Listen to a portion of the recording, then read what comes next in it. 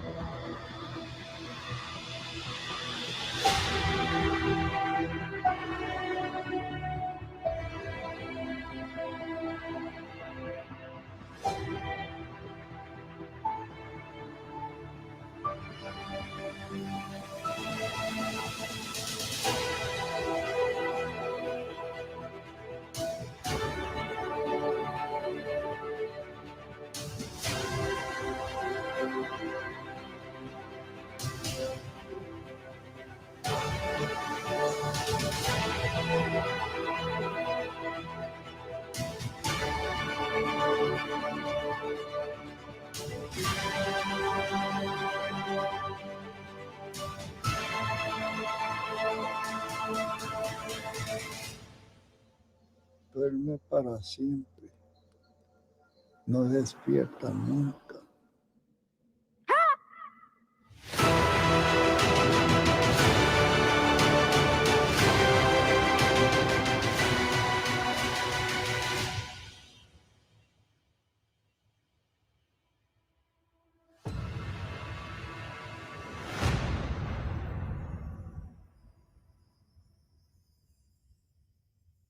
Más allá de este verso que me mata en secreto, está la vejez, la muerte, el tiempo inacabable.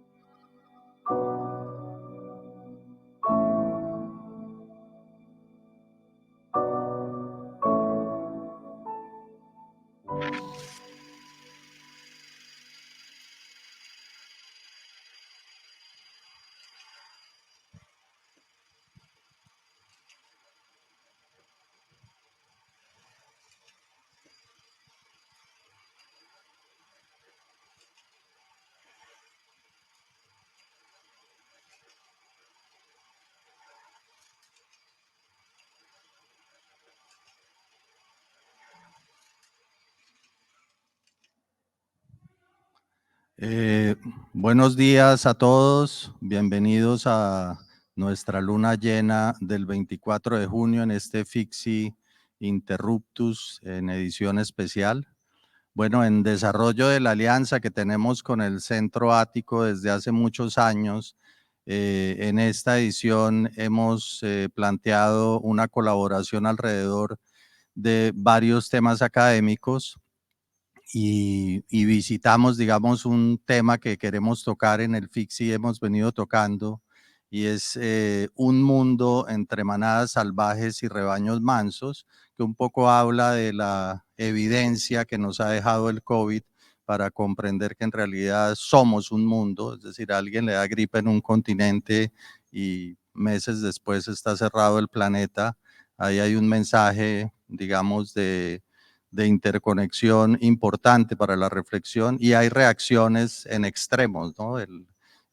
La más salvaje, la más claustrofóbica, la más rebelde, la más suspicaz en las manadas salvajes, y luego la más mansa, la más dúctil, la más obediente, la más sumisa, si se quiere, y cada una de esas reacciones seguramente está en nosotros. En este universo, el mundo sufrió transformaciones importantes y el cine en particular demostró su importancia, y hemos visto que la gran mayoría de los seres humanos del planeta tramitaron el encierro a partir de su interacción con el arte, con la música, con la literatura, con el teatro, la ópera y particularmente con el cine. Entonces, este es un conversatorio, digamos, que desarrolla ese tema. Todos sabemos que el intermedio digital fue un primer acercamiento del cine con el mundo digital, luego se totalizó la creación digital desde la cámara hasta la postproducción, y en esta pandemia en particular, un fenómeno, digamos, que era una oportunidad y venía con fuerza, que eran las plataformas y el cine digital, se fortaleció, digamos, por fuerza, pero generó unas dinámicas y evidenció unas rutas que probablemente afecten de una manera importante el cine presencial. Es en este contexto que en esta colaboración con Ático hemos invitado hoy a Juan David Cárdenas, que además de ser crítico y pensador cinematográfico, tiene la gran ventaja de ser escritor, de ser director, de ser productor, de tener su propia casa productora. Entonces, ese pensamiento cinematográfico que él ha venido creando, que ha venido desarrollando, hoy nos va a ayudar en esta coyuntura para reflexionar sobre ciertos matices de la crítica cinematográfica en un universo digital. Entonces, sin más preámbulos, bienvenido Juan David y muchas gracias Alejandra por tu apoyo. Gracias. Bien, gracias Felipe por la presentación y por la invitación, sobre todo. Me honra mucho poder estar en este espacio y compartir algunas de mis inquietudes con el público del FICSI, pues, un festival con tanta trayectoria, historia y reconocimiento a nivel nacional y por fuera. Esto me hace muy feliz y le agradezco también muchísimo a Ático, digamos, por su mediación, a Alejandra en representación de Ático. Pues bien, en efecto, como decía Felipe, me quiero concentrar en el tema de la digitalización, digamos, de la crítica cinematográfica, y quiero lanzar una serie más bien de ideas sueltas. Van a ver que ahorita, de manera más sistemática que empiece mi presentación, me voy a referir a la asistematicidad, digamos, de mi aproximación, ¿sí? Como decía Felipe, yo me dedico tanto a la realización como a la teoría, más que a la crítica, puntualmente a la teoría, no solo del cine, sino en general de la imagen y más recientemente de las imágenes digitales, y de ahí salen, digamos, una serie de ideas que ahorita voy a empezar a compartirles de una manera algo más sistemática. Entonces, quiero ir leyéndoles un texto breve que preparé, o tal vez ni tan breve, que preparé para esta presentación, y en la medida en que el texto mismo lo solicite, pues iré haciendo intervenciones, y hacia el final pues veremos un brevísimo referente de no más de 3 minutos, un fragmentico de un documental, digamos, con material digital. Ya veremos de qué se trata. Y en la medida en que vaya avanzando entre referencias de la historia del cine desde los primeros años hasta referencias más recientes, trataré de ir construyendo de nuevo no tanto un corpus sistemático, sino más bien una serie de anotaciones o consideraciones, como se titula esta presentación, más que para ofrecer un semblante sistemático del presente, para generar pensamiento y para, digamos, invitar a la reflexión sobre la actualidad digital y su relación con el cine y con la crítica cinematográfica más puntualmente. Pues bien, empiezo entonces. Algunas consideraciones sobre la crítica cinematográfica en un mundo digital. Quisiera empezar reparando en el título de esta presentación. Como bien lo sugiere la expresión algunas consideraciones, se trata de un aporte fragmentario y sin aspiraciones de sistematicidad. Pero lejos de tratarse de un defecto, este carácter inacabado y parcial es expresivo más bien de una cierta honestidad teórica. La tradición científica moderna nos ha acostumbrado a la idea de que pensar es sistematizar y que, en consecuencia, donde no se alcanza un sistema teórico integral, el pensamiento naufraga. De manera muy distinta a este sentir, por respeto a la diversidad en devenir de los fenómenos, una presentación como esta entiende la parcialidad y la fragmentariedad de sus consideraciones como la mejor manera para estar a la altura del objeto que se propone abordar. Para decirlo en términos más ajustados, la crítica es un fenómeno variado, de límites cambiantes y con sentidos y prácticas diversas. Si bien hay ejemplos icónicos que sirven de referencia estabilizadora, las prácticas de la crítica cinematográfica, vistas con cuidadosa atención, aparecen como variadas e incluso en ocasiones como contradictorias. Lo que en algún momento se ha entendido como crítica, en otro momento se entiende como mero comentario, o lo que en algún momento ha llegado a ser apreciado muy significativamente como crítica, en otro momento se entiende más bien como teoría o incluso como una especie de exceso académico crítico, digamos.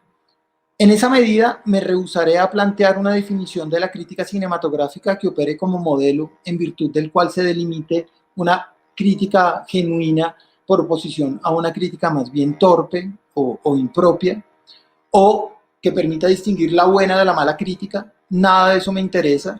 En varias ocasiones, desde las clases, porque me dedico a la docencia de la investigación, desde las clases o en conferencias y espacios académicos, ha sido muy insistente la pregunta por parte de la gente con la que he tenido la oportunidad de compartir, ¿qué es la crítica? Ofrezco una definición, casi una definición de diccionario, y si uno revisa, digamos, las distintas formas históricas y geográficas de la crítica, pues de entrada esta resulta una aspiración bastante problemática. En esa medida, más bien apuntaré a recorrer modalidades diversas de la crítica cinematográfica con el ánimo de pensar las posibilidades actuales en un contexto digital. Quiero reparar en otro término que he empezado a usar, el de práctica. Me interesa entender la crítica cinematográfica menos como un saber acabado con un objeto claramente delimitado y una metodología a priori, y más bien como una práctica social que depende de un conjunto de instituciones concretas, de procedimientos circunstanciales y de agentes reconocibles, como lo son, por ejemplo, el mercado de la prensa, el mercado de la radio, los cineclubes y otras instancias de este tipo. Hablaremos también de la universidad, de las revistas especializadas, pero también hablaremos de los blogs, Entonces quiero anticipar algo que pueda llegar a resultar, digamos, disonante e incluso, digamos, a lo peor desconcertante, y es que van a ver que me va a servir de un kit de referencias muy diversas. Vamos a hablar desde, en algún momento, de la cinematografía de Harun Farocki hasta este referente obligatorio que sigue siendo Cahiers du Cinéma, la revista especializada francesa, pero también hablaremos de memes y de estrategias de youtubers, es decir, tratar de pensar desde lo concreto. Digamos, la crítica cinematográfica me obliga a acudir a instancias de naturalezas tan distintas en una especie de aproximación necesariamente híbrida. Continúo entonces. Dicho en términos más técnicos, me interesa la crítica cinematográfica como práctica social en cuanto es producida y consumida en condiciones sociales y materiales concretas. La historia de la crítica es, al menos parcialmente, también la historia de la institucionalidad cinematográfica, del mercado de películas, del consumo de sus espectadores y demás. Comprender las formas en que la crítica se ha producido y consumido obliga a ubicarla en cada caso como ocupando un lugar dentro del mercado cinematográfico. Las películas son mercancías tanto como lo es la crítica, con sus especialistas asalariados y sus medios financiados por la pauta y los lectores por suscripción, ¿sí? Esto no habla mal del crítico, ni habla mal del cine. Su naturaleza como mercancía es, digamos, su condición, digamos, natural en tanto que productos que ocurren en el contexto de una modernidad industrializada. Por eso, lejos de buscar ofrecer una definición de la crítica, recorreré modalidades diversas en que ella ha sido producida y consumida, no todas, solo haré un recorrido selectivo, para abordar la pregunta por algunas de sus posibilidades en el mundo digital. En pocas palabras, no ofreceré una teoría sistemática ni mucho menos abstracta de la crítica cinematográfica.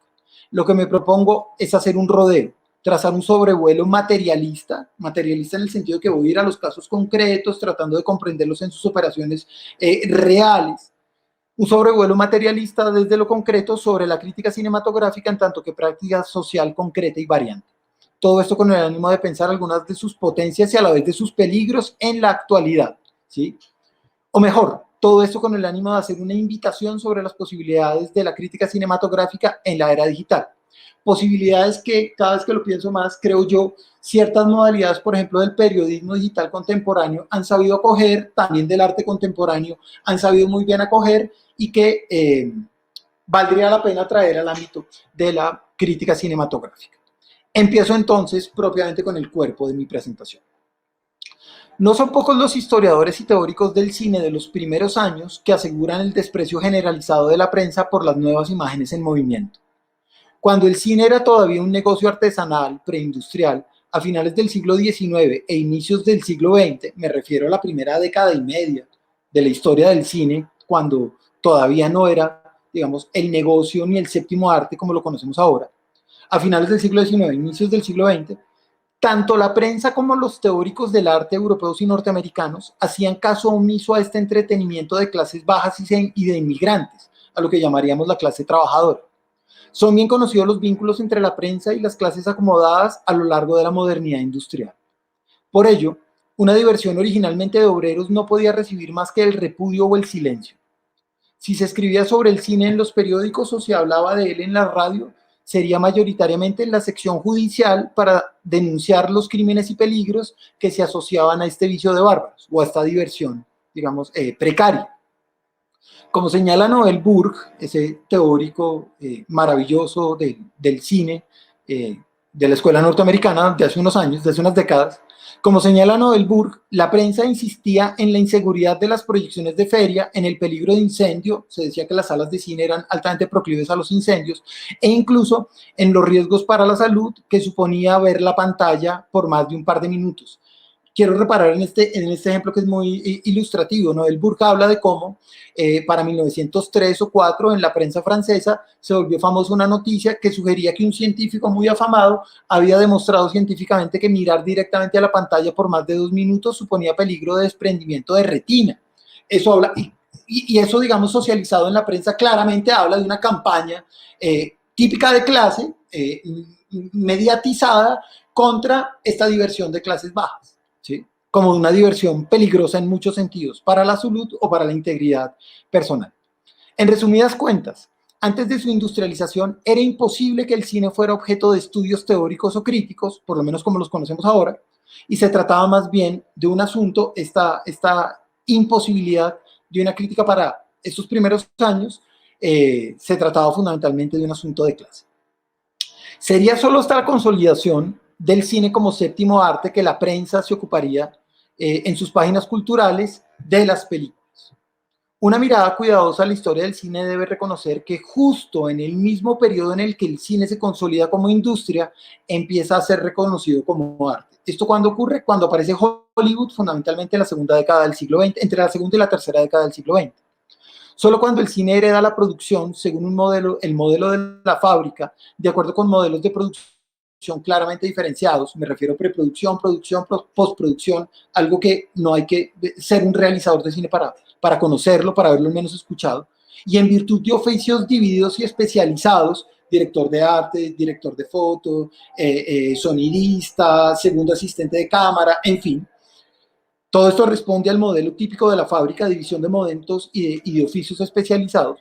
Y en virtud de oficios divididos y especializados, es posible garantizar un sistema de producción de largometrajes de calidad narrativa y estética, igualmente diferenciados según géneros y estrellas cinematográficas. Miren cómo el modelo de producción industrial es tan bien acogido que no solo al nivel de los procesos se heredan las formas, digamos, de división y especialización de las funciones, sino también al nivel de los productos. Esto tiene que ver con los géneros cinematográficos que están muy bien delimitados e incluso con las estrellas cinematográficas que se asocian a los distintos géneros, ¿sí? Todo esto tiene que ver con la idea de una industria cinematográfica. Esto significa que el cine, lejos de oponer la fría producción industrial de mercancías a la genuina creatividad artística, las vinculó. Contra todo romanticismo, el genio de los primeros productores de Hollywood fue integrar la obra de arte y la mercancía, no oponerlas. A finales de la segunda década del siglo pasado, ya existía todo un emporio industrial fundamentado en la calidad artística de sus mercancías. Sería allí cuando la prensa reorientaría su mirada. Son conocidas las negociaciones de los grandes productores de la época con los medios informativos para incluir secciones de análisis cinematográfico. Además, durante la misma época, las productoras generaron sus propios sistemas de difusión informativa, tales como revistas y publicaciones periódicas. Photoplay, una revista famosísima durante la segunda década del siglo pasado y que existió por un buen par de décadas más. Photoplay, surgida en 1911, fue tal vez la más icónica, con sus páginas llenas de fotografías de los famosos y repletas de cartas de las masas de seguidores de las estrellas. Con ello se abre un primer espacio para el comentario de películas y para el fortalecimiento de una cinefilia norteamericana y prontamente global. Muchos países seguirían este modelo de producción y también, digamos, de producción editorial asociada a las películas y al Star System. Así, habría que incluir al comentarista de prensa como un trabajador más en el mercado laboral de los oficios divididos y especializados del cine. Para ese momento podríamos hablar de una suerte de crítica cinematográfica con funciones más bien publicitarias y de propaganda comercial.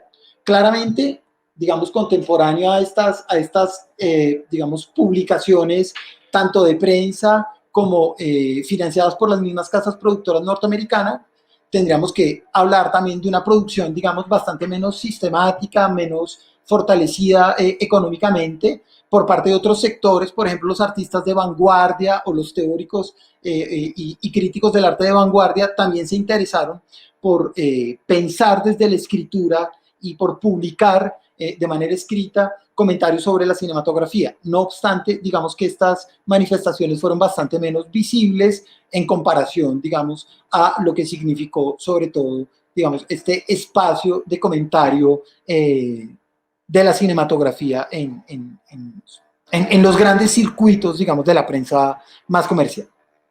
Se crea con todo ello una serie de dispositivos mediáticos, comerciales y sociales orientados a redundar en las virtudes artísticas de las nuevas mercancías. Parte del perfeccionamiento de las películas, parte del perfeccionamiento de las películas como mercancías tiene que ver con la construcción de una preocupación normalizada, institucionalizada y de circulación regular por sus cualidades estéticas. En esta rutina, la crítica cinematográfica personalizada encuentra, al menos en parte, sus condiciones materiales de posibilidad. Voy a decirlo muy brevemente, y es: en un mundo en el que las películas llegan a industrializarse y a producirse serialmente como mercancías, es posible que aparezca igualmente una crítica estable, regular e igualmente, digamos, con procedimientos, digamos, cercanos al del comportamiento de las mercancías. Serialidad, frecuencia, sistematicidad, regularidad, en fin. La idea de la crítica cinematográfica como un cuerpo, entonces voy a dar un salto histórico hacia adelante, voy a avanzar un par de décadas. La idea de crítica cinematográfica como un cuerpo más científico, o por lo menos como un saber académico, al modo en que mayoritariamente la entendemos hoy, emerge fundamentalmente en la Francia de la posguerra, sobre todo entre la década de los 50 y los 60 en Francia. Una generación formada en la emblemática cinemateca parisina a manos de Henri Langlois esta es una figura importantísima, Langlois. Incluso de él han sacado textos, lo cual es atípico. Les muestro aquí uno. Aprovecho las ventajas de la virtualidad que permite, por un lado, que ustedes vengan a mi casa y por otro lado, que yo lleve mi biblioteca a la casa de ustedes. Hay textos dedicados enteros solo a Langlois, quien, sin haber sido propiamente un crítico, sin haber sido propiamente sin haber sido en absoluto, más bien un realizador, tiene una fama reputadísima por el lugar que ocupó dentro de la construcción de la cinefilia en la posguerra en Francia. Entonces, una generación formada en la Cinématoque parisina a manos de Henri Langlois, que operó como escuela para una cinefilia cosmopolita, y a esto se le suma un Estado francés benefactor que desde los años 40 se dedicó a apoyar un cine nacional. Todo esto serviría como un caldo de cultivo para la emergencia de una crítica cinematográfica con expectativas distintas a esta de los primeros años a la que me refería ahorita, que son expectativas más bien de autonomía y rigurosidad conceptual. Hablaríamos entonces de una crítica cinematográfica académica, y algunos la han caracterizado como una crítica cinematográfica más moderna. Vale la pena recordar que para finales de los años 50, la democratización universitaria hacía parte de la agenda de una Europa en reconstrucción. Esto posiciona a las juventudes por un lado y a los saberes académicos por el otro en el centro de la vida social. Piensen que una década más tarde, hacia finales de los 60, mayo del 68, el movimiento estudiantil y la agitación de la vida académica pues se robaría el protagonismo histórico en Francia, en general en Europa y después a nivel mundial. En este contexto, instituciones como las cinematecas nacionales, las cátedras universitarias, los estudios científicos sobre el cine, los festivales cinematográficos alternativos con agendas multiculturales e incluso el cineclubismo servirán como condiciones institucionales para la emergencia de aceptación de una nueva práctica discursiva en torno al cine. La imagen del crítico académico y de la crítica de corte más científico se cristalizarían en figuras hasta hoy afamadas por sobradas razones, tales como, por ejemplo, André Bazin, de quien se dice, y yo suscribiré a esta hipótesis, es el grande o uno de los grandes de la historia de la crítica cinematográfica a nivel mundial, y la revista que se le asocia a él, Cahiers du Cinéma, que hasta el presente, digamos, incluso teniendo versiones en español y en otros idiomas, digamos que es referencia obligatoria de crítica académica del cine.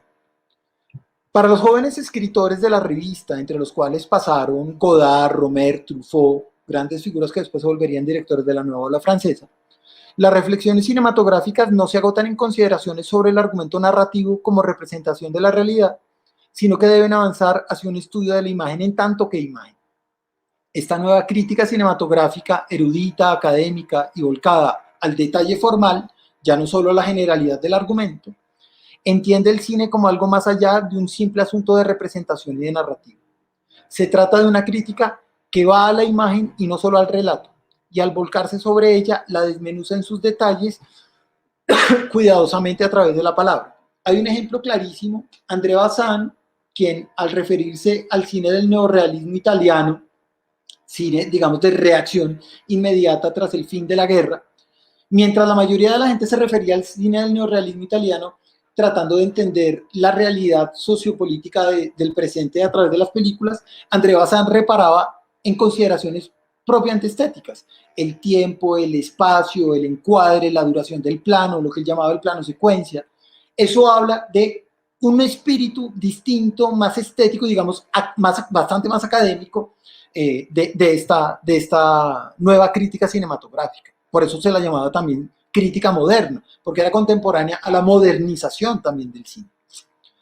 Debe surgir así un saber específico sobre la imagen y la revista especializada será el objeto que recogerá toda esta sensibilidad. Entonces quiero operar por contraste, empezar a construir contrastes. Esa primera crítica que era de carácter más publicitario y divulgativo, encontraba más bien en la prensa de alto tiraje su gran insumo. Esta crítica más académica encontrará más bien en la revista y en la revista especializada, digamos, su escenario de aparición. Todo esto lo construyo para después contrastarlo con ese nuevo ámbito de circulación y de producción de la crítica, que es el digital, fundamentalmente Internet, ¿sí? El crítico es ahora un erudito y un experto, y el lector de esta crítica gozará de la distinción del iniciado. Entonces miren que por un lado tiene que ver con rigurosidad, pero por el otro lado tiene que ver con selectividad, con pequeños nichos. A la profunda rigurosidad de esta nueva crítica le acompaña el peligro del elitismo y del mesianismo académico. Mucha gente, que comprende el cine como un arte de más, lo cual está muy bien, entiende en algunas ocasiones algunas de las actitudes de esta crítica más académica como una especie de elitismo, e incluso han llegado a caracterizarla. Janet Steiger, una gran teórica norteamericana, ha usado el término de snobismo, ¿sí? Esa ambigüedad es la misma que históricamente ha recaído sobre el llamado cine de autor, que se ubica a medio camino entre una mirada renovada, emancipada, y por otro lado, el estrecho círculo que le corresponde a las mercancías de lujo. Eso mismo que le ocurre al cine de autor vendría a ocurrirle a este tipo de crítica más académica, o por lo menos sobre ellos recaen un tipo de reclamos parecidos. Ahora bien, quisiera detenerme en el lugar excepcional que ocupa la escritura y en consecuencia la revista especializada en este escenario. Siguiendo el modelo de la cientificidad heredado del enciclopedismo ilustrado, la crítica académica de estos años y que ha, digamos, permeado y se ha permanecido, digamos, por mucho tiempo, la crítica académica asumió la publicación escrita como la principal plataforma de producción de pensamiento. Como lo sugieren Juliet y Leverato, quienes se han ocupado de hacer una historia muy interesante, con la que tengo algunos reparos, pero muy valiosa, de la cinefilia y de la crítica. Como sugieren estos dos autores, la escritura de cine sigue el modelo del texto académico en una clara deuda con los procedimientos típicos de la universidad. La crítica moderna, esta crítica que tiene como íconos a Bassania, Cahiers du Cinéma, es hija directa de la universidad. Y abro comillas para citarlos, a Juliet y a Leverato. En efecto, esta hace entrar al film en el orden del discurso, este tipo de crítica académica. Es decir, valoriza la capacidad de hablar bien y no solo de hablar del cine, capacidad cuya piedra de toque es la escritura. Cierro comillas y continúo. Podría decirse que la crítica escrita aspira a una cierta autonomía como texto, a un valor literario en sí mismo. Tan es así que no es inusual encontrar compilaciones de críticos de obras ya muy viejas que, encuentran como un valor en sí mismo el deleite de la lectura de estos autores, como si se tratara de literatos o de maestros de la palabra escrita, lo cual está muy bien también, ¿sí? Es decir, este tipo de crítica casi que se entiende como un género o aspira a ser entendida como un género literario en sí mismo, lo cual, digamos, en parte, digamos, en esto radica su magia. De este modo, medios como la radio y la naciente televisión se mantendrían a la sombra en cuanto a espacios de segundo orden. Ellos, a lo sumo, cumplirían funciones divulgativas e introductorias. Ya la crítica de los primeros años del cine se había volcado a la prensa escrita, pero por un lado se trataba de una escritura bastante más informativa que académica y por otro lado convivía con funciones igualmente informativas como las radiales, ¿sí? Para la crítica más académica, si bien claramente la radio y la televisión pueden ser escenarios de difusión, son bastante menos protagónicos y bastante también menos científicos en ocasiones que estos otros medios de difusión. Hacia donde apunto es a que en el contexto digital todas estas posibilidades, las radiales, las orales, las sonoras, las visuales, las de la visualidad en movimiento, las imágenes en movimiento, ¿sí? Las del video, pero también las de la palabra escrita, se integran en un solo medio, ¿sí?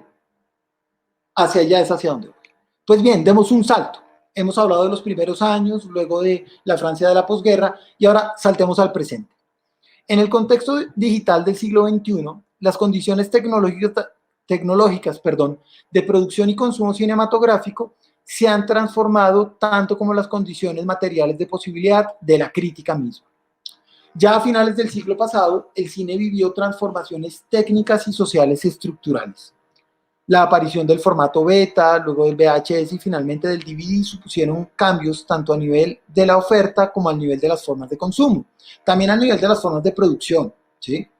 De esto se ha hablado mucho, del abaratamiento de las posibilidades de realización, de la capacidad de hacer cine de cualquiera, hoy día con un celular, en fin. No me voy a detener mucho en eso, porque claramente nuestra preocupación apunta a la crítica sobre todo. Incluso la legalidad misma se tuvo que reacomodar ante el peligro inminente que supone la piratería.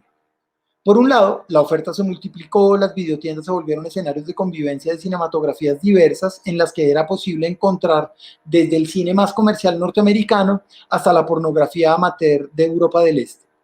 Siguiendo este modelo diversificado, las clásicas salas de cine se convirtieron en coloridos multiplex y los festivales canónicos se vieron obligados a abrir secciones paralelas para recibir el cine alternativo del mundo que no encajaba con sus estrechas selecciones oficiales. Sundance y Rotterdam son tal vez festivales icónicos en lo que a esto respecta. Hago acá una especie de comentario adicional. Hoy día hay una serie de estudios sobre los festivales de cine que son muy, muy interesantes. Están en inglés, muy poca de esta bibliografía, yo diría que ninguna está traducida al español. Se llaman los Film Festival Studies y muchos de ellos coinciden en señalar cómo los festivales de última generación han de alguna manera seguido el modelo, como decía yo, de la videotienda y después del multiplex. Por otro lado, las condiciones de visualización fílmica sufrieron también un vuelco irreversible, ya no solo de la oferta en las salas, sino también de visualización por parte del espectador. En consonancia con la teología del individuo y de la singularidad característica del capitalismo tardío, la exhibición cinematográfica se domesticó. Yo preferiría inventarme una palabra y decir más que se domesticó, porque domesticar supone neutralizar, aplacar, tiene ciertas, digamos, vecindades semánticas que no quiero sugerir acá. Yo preferiría decir más bien se domiciliarizó, palabra que no existe, pero que me permite sugerir es que se trajo a casa. El consumo en casa y por demanda, al que se refería ahorita Felipe en su introducción, el consumo en casa y por demanda reemplazó al espacio de encuentro social que significaron antaño la sala de cine y el cineclub. El ritual social de visualización colectiva se transformó en consumo privado. Con ello, la función social que cumplía la Cinemateca con su programación selectiva ha venido siendo reemplazada por el coleccionismo pirata del cinéfilo conectado a la red. Ahora, parte de la pericia del cinéfilo tiene que ver con ubicar la película entre bases de datos y motores de búsqueda. Antes, el cinéfilo estaba pendiente de cuándo era el festival, de cuál era la oferta que iban a ofrecer, de cuáles eran las fechas, de conseguir el dinero para viajar. Ahorita se trata de otro tipo de experticia y de otro tipo de cinefilia, ¿sí? De esta manera, las películas se volvieron objeto de apropiación que se guardan en cassettes, discos y archivos digitales. Esto me interesa muchísimo, porque en la medida en que las obras ya no son solo cosas proyectadas, imágenes proyectadas, de las que tenemos una experiencia fugaz porque no podemos repetirla. Ahora, sobre todo en el contexto de Internet, cuando existe pues, la piratería y la descarga, sea legal o ilegal, uno al apropiarse de ellas, ya no solo las imágenes cumplen una función, digamos, exhibitiva, ya no solo se exhiben, sino que también pueden ser utilizadas y apropiadas. ¿Eso qué puede significar para la crítica cinematográfica? Pues bien, ahorita voy a desarrollar esta inquietud. Estas transformaciones las transformaciones del cine y de la experiencia de visualización fueron simultáneas a las que experimentó la crítica. Como primera medida, la erudición biográfica, filmográfica, de cifras, de fechas y de nombres del erudito experto se transformó en una habilidad de búsqueda en línea. Basta con ingresar gratuitamente al perfil de IMDb, ¿sí? Internet Movie Database, de un film o de un director para contar con los datos que antaño tomarían tiempo de rastreo y de adquisición. Y esto no ocurre solo con el cine. En general, hoy día escribir una tesis, por ejemplo, o hacer una investigación, ¿sí? Supone una serie de procedimientos, pero no son solo procedimientos, toda una episteme completamente, digamos, distinta a la que suponía la biblioteca, ¿sí? Y el texto, digamos, en físico. Lo cual no significa que la biblioteca y el texto en físico sean inútiles o vayan a desaparecer, sino que conviven con, digamos, el gobierno de otras epistemologías que podríamos llamar digitales. A esta rápida circulación de los datos le acompaña la generación de comunidades de intercambio de opiniones críticas sobre las películas. Tras el deceso del Cineclub, llegó el Cineforo en línea con sus comunidades virtuales y sus espacios de discusión orientadas más por la pasión genuina que por el academicismo científico de experto. Estos foros de discusión han llegado a coexistir con el respeto que se siente por los grandes críticos y las revistas especializadas. No se trata de un reemplazo de la crítica erudita a manos del comentario en los foros de discusión, sino más bien de una convivencia. Uno perfectamente hoy día puede ir a leer artículos online de Cahiers du Cinema, volviendo con mi ejemplo, o meterse a tal o cual foro de discusión y, digamos, saltar del uno al otro. Esto, naturalmente, ha supuesto una multiplicación de las formas de escritura. En Internet conviven las opiniones personales con las reseñas periodísticas y la crítica especializada. Si el cine multiplicó su oferta, la escritura crítica también. Ahora bien, no pocos encuentran en estas comunidades digitales la opinión personal infundada y la escritura borde y mal argumentada como la constante. Uno de los mayores peligros, dicen ellos, de la democracia es el de la igualación por lo bajo. No obstante, hay casos interesantes. Algunos críticos académicos han sabido entender la transformación mediática y han extraído lo mejor de esta horizontalidad digital. Quiero detenerme acá en un ejemplo local colombiano y en un ejemplo para América Latina. El caso colombiano, muy seguramente varios de ustedes han consultado su blog, me refiero a Pedro Adrián Zuluaga, con La pajarera del medio, digamos, me parece que él entendió muy bien cómo la crítica puede digamos, generar, digamos, esta comunidad, este mundo de visitas, porque él no solo se publica a él, sino a veces invita conocidos, a escritores ya con trayectoria, a gente más bien joven, que publican ahí, generando de nuevo, digamos, un espacio que difícilmente una revista impresa y por suscripción podría generar. Y además Pedro en simultáneo está publicando libros, digamos, según la vieja escuela, digamos, y también, digamos, que participa de espacios radiales, de difusión, en fin. Yo creo que Pedro es alguien que lo entendió muy bien. Y hay otro ejemplo, y es el portal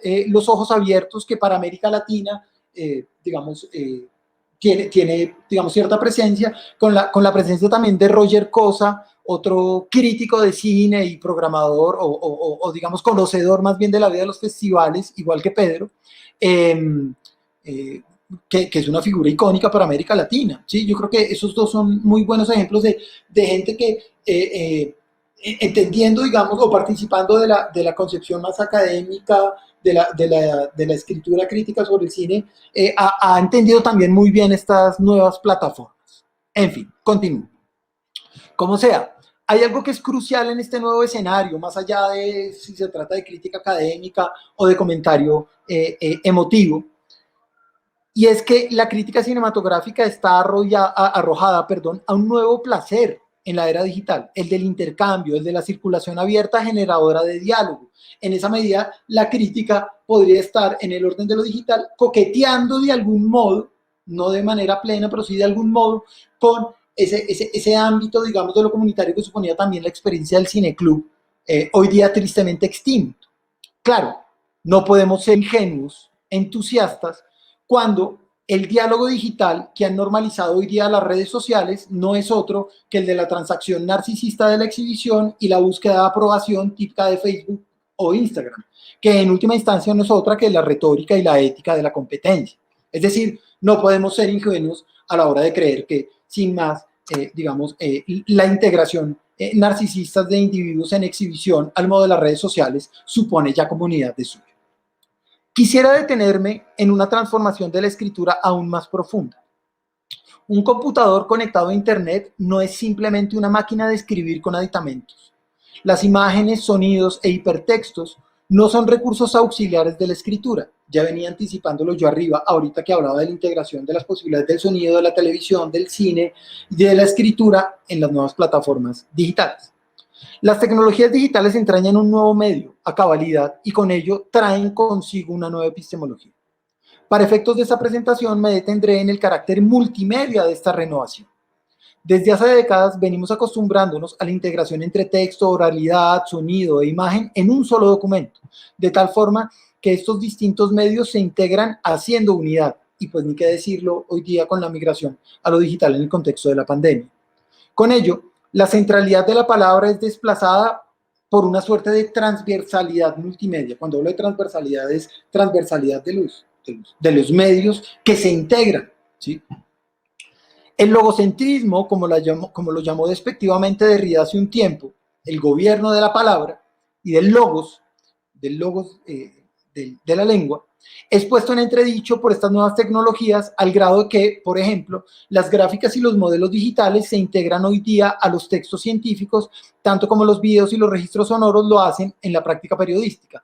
Basta hoy día entrar al portal del trato del coronavirus del distrito en Bogotá o del gobierno en el Instituto Nacional de Salud y uno se encuentra con texto, documento, registro de documentación, gráficas que visualizan la información numérica, pero además con soporte en video, además con texto que le permite a uno conocer, digamos, el comportamiento estadístico, sociológico de la pandemia, y todo esto se integra en una forma de conocimiento multimedia, como he sugerido. Se trata de un ejercicio de pensamiento en el que imagen, sonido y palabras imbrican comunidad. Estas nuevas formas de inscripción multimedia nos obligan a redimensionar lo que entendemos por escritura. Como lo sugiere Lindo Machado, nos acostumbramos en el pasado a llamar escritura lo que se reduce al modelo de texto escrito lineal usado por la tradición cristiana del siglo IV para garantizar la oficialidad de los textos bíblicos y que fue institucionalizado tras la invención de la imprenta en el siglo XV. Es decir, hoy día podemos entender que por escritura debemos entender algo bastante más amplio que la escritura lineal y, digamos que, alfabética.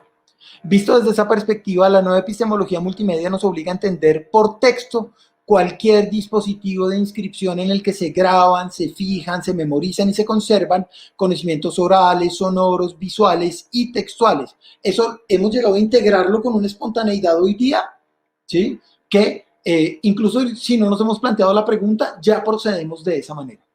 Me asalta entonces la siguiente pregunta. ¿Cómo puede comportarse la crítica, o al menos un sector de la crítica cinematográfica, tras la notificación de la profunda transformación que entraña este nuevo régimen medial? Aquí me voy a poner un poco, digamos, cinematográfico, en el sentido de acudiendo a una serie de referencias que, pues ojalá, puedan dialogar con ellas. Pienso inmediatamente en la obra tardía de Jean-Luc Godard, por ejemplo, quien sirviéndose del material cinematográfico de archivo y de un sistema de edición, integra textos en off, imágenes fijas y en movimiento, sonidos y palabras escritas en una misma obra para producir desde la imagen proyectada, ya no solo desde la palabra escrita y publicada en una revista, un saber sobre las imágenes. Piensen en las historias del cine. Cuando uno ve las historias del cine es una cosa muy loca porque uno ve imagen de archivo, texto que se sobrepone, palabra de Jean-Luc Godard, en ocasiones él le sobrepone archivo radial, archivo sonoro, y es una cosa que, si bien está proyectada, digamos, en lo que se llamaría una proyección monocanal sobre la pantalla, tiene una realidad multimedial muy, muy poderosa, ¿sí? Él ya estaba pensando como un computador desde los años 90, cuando estaba produciendo las historias del cine, obra que le tomó más de una década en su elaboración. Una obra, como la que me referí, las historias del cine, puede ser leída perfectamente como una especie de documento de crítica cinematográfica hecho con imágenes. Claro, debemos recordar que los problemas de derechos de autor que enfrentó por apropiarse de imágenes icónicas de la historia del cine comercial hicieron muy difícil la circulación de este proyecto. En el contexto colombiano pienso inmediatamente en las obras de Luis Ospina y Carlos Mayolo, del tipo Agarrando Pueblo y Oiga Vea, en las que el registro documental es un motivo para pensar las imágenes de un modo cercano a como lo hace el crítico. Ellos no hacen crítica, ni Godard hace crítica, pero por la forma en que piensan la imagen, desde posibilidades multimediales, desde la imagen misma, desde los sonidos, integradas en una obra, se acercan, coquetean con la actitud del crítico. En la primera, en Agarrando Pueblo, es claro cómo la imagen cinematográfica piensa sus propios circuitos de romantización de la miseria. A mí me gusta mucho la traducción del título de Agarrando Pueblo al inglés, que se llama Vampiros de la miseria, vampiros de la pobreza, que me parece muy descriptivo de lo que se trata esta película, que piensa la imagen misma y eso que ellos llamaron la pornomiseria a través de la imagen misma. La segunda, Oiga Vea, usa la imagen para problematizar la imagen misma en cuanto emblema del oficialismo y la exclusión en el contexto de los Juegos Panamericanos en la Cali de los 70s. ¿Sí? Pienso también, para ir a otro escenario, en la obra de Harun Farokhi. ¿Sí? Tal vez este es menos conocido, pero no por eso menos importante. Un realizador que yo los invitaría muchísimo que visitaran. Pienso en la obra de Harun Farokhi, realizador alemán, quien con sus ensayos audiovisuales, construidos con la rigurosidad de un científico, ustedes van a ver que él hace unos ensayos muy cuidadosamente planteados, casi que como un ensayo académico, produce todo un corpus de conocimiento crítico de las imágenes en tanto que armas de destrucción masiva. Todos ellos se tratan de realizadores que, sin dejar de hacer imágenes, hicieron a la vez una especie de revisión críticas de ellas. Sin ser críticos en sentido estricto, obraron de manera análoga al crítico. Dentro de una epistemología en la que las imágenes y el pensamiento escrito se integran, estos autores trocaron los lugares de cada uno de estos medios al integrarlos y producir conocimiento reflexivo desde las imágenes y los sonidos y ya no exclusivamente desde la palabra escrita. Sin embargo, hay que hacer una claridad. Estos ejemplos no coinciden con la era digital, todos ellos pertenecen a un mundo análogo. En un contexto de normalización digital como el actual, tal vez la crítica cinematográfica tenga mucho que aprender de prácticas sociales naturalizadas en las que estas mixturas de imágenes, textos, digamos, se han llegado a incorporar de manera espontánea. Pienso yo, por ejemplo, en los memes, ¿sí? Y aquí es donde les dije que tal vez podía llegar a sonar desconcertante. Pasamos por Godard, Farokhi, Callywood, y ahorita vamos a hablar de los memes. Pues sí, tal vez ahí pueda haber, si nos desproveemos de ciertos academicismos, una sabiduría inadvertida y una especie de chispa incitadora para pensar posibilidades de pensar multimedialmente las imágenes, y las imágenes en sentido amplio, ya no solo las cinematográficas. Vuelvo entonces con el caso del meme. En este caso se trata, para el caso del meme, de apropiarse de imágenes, de integrarlas a textos y a otros recursos mediales con el ánimo de construir un dispositivo comunicativo.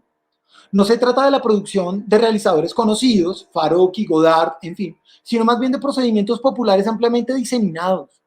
La red permite que cualquiera se apropie de las imágenes como antaño lo hacían de manera exclusiva, pagando millonadas por derechos de autor o teniendo que vender sus imágenes a las grandes productoras, como lo tenían que hacer, sobre todo Godard, para el caso de las historias del cine, o Farokhi en ocasiones.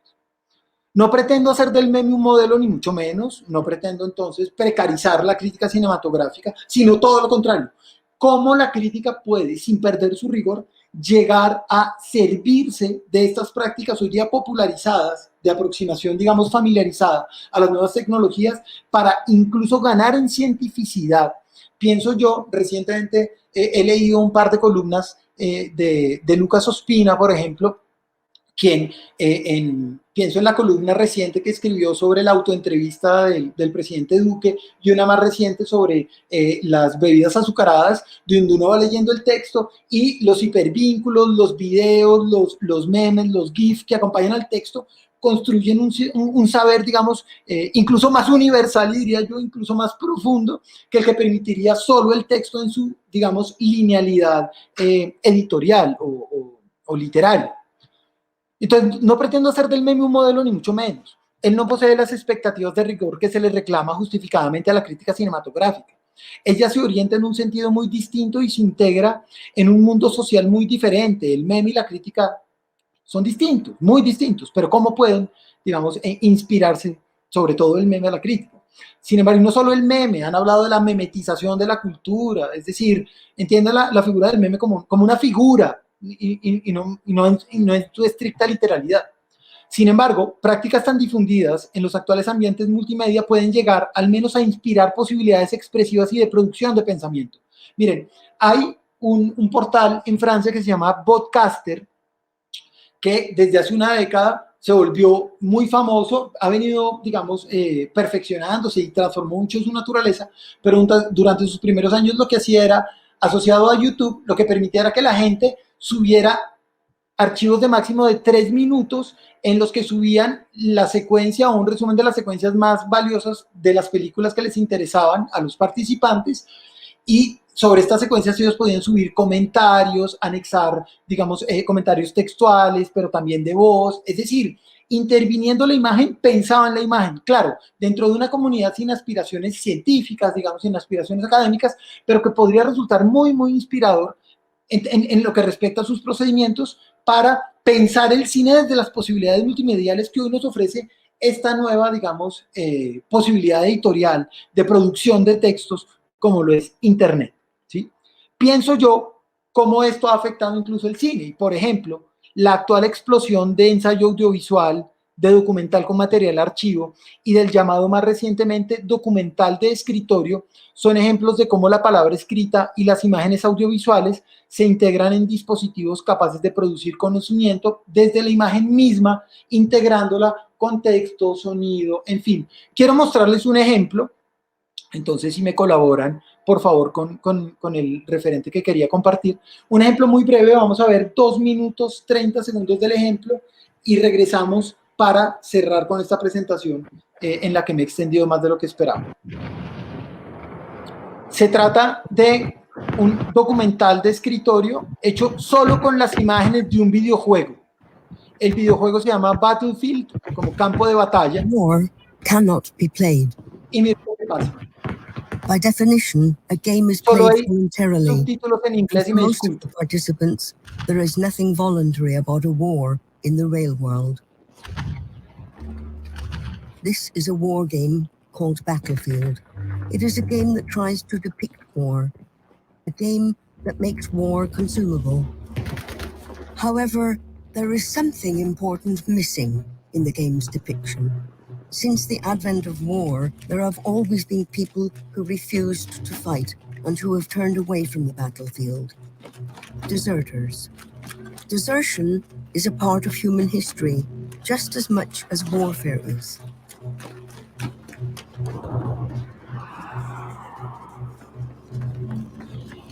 If you refuse to play a game, you are a spoilsport.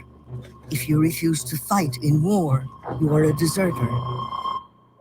But can you actually desert in a game?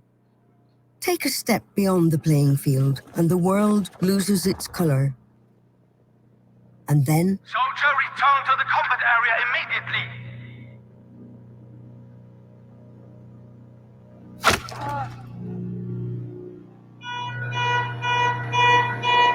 battlefield only consists of a battlefield.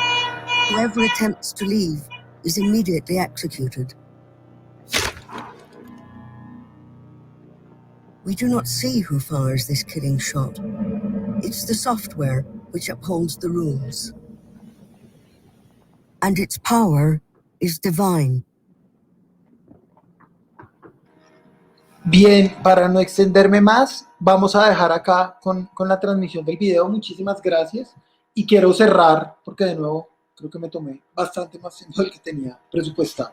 Pero bien, este es un ejemplo que me interesa por lo siguiente, y es un ejemplo que se sirve de imágenes preexistentes, pero de las posibilidades multimedia que ofrecen los dispositivos digitales para, integrando sobre las imágenes preexistentes, comentario de revisión de las imágenes, comentario que igual aparecerá como imagen y como sonido, de tal forma que lo que está haciendo el realizador es integrar las funciones del crítico, de aquel que piensa las imágenes de una manera cuidadosa, académica, dentro de la producción misma de las imágenes, haciendo de la imagen una imagen que cumple funciones críticas, ¿sí? Y de la crítica, una crítica que cumple funciones estéticas, por llamarlo de alguna manera.